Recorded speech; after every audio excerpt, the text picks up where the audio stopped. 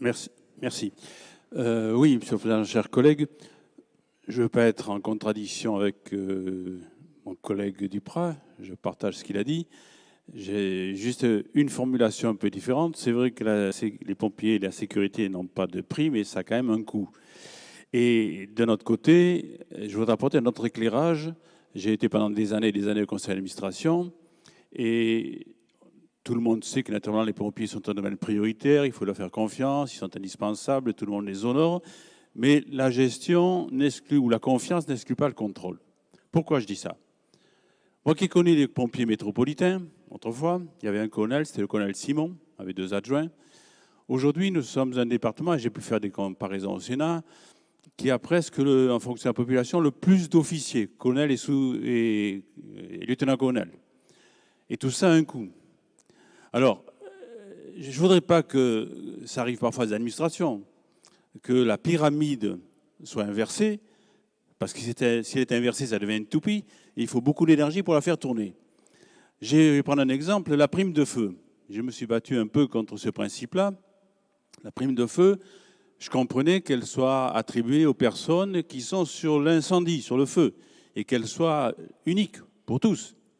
Un sous-officier, un caporal, un pompier de base, un lieutenant, s'il va au feu, il a les mêmes risques qu'il a une prime. Or, en faisant le choix d'une prime en pourcentage du salaire, eh bien, vous voyez bien la différence, et tout ça a donc un coût important. Et j'ai pu vivre pendant ces dernières années, j'étais intervenu à plus de différentes entreprises, en voyant des dépenses qui n'étaient pas forcément obligatoires pour la mission. Bref, il y avait une mission d'inspection. Je sais que les services de la préfecture partagent d'ailleurs ce que je dis. Et j'en avais parlé au président Juppé, j'en avais parlé au président Bobet. Je pense qu'il faut qu'on accompagne, mais qu'on ait aussi un droit de regard. Une espèce d'audit pour voir les dépenses qui sont totalement justifiées ou pas. Parce qu'on sait que l'argent devient rare.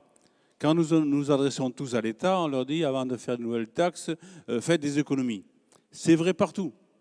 Et moi, je souhaiterais qu'on puisse voir si dans cette opération-là, il y a des mesures à prendre. C'est vrai que le numéro d'appel, les missions, comme le disait justement le collègue Duprat, les missions qui sont confiées ne sont pas forcément celles qui sont obligatoires.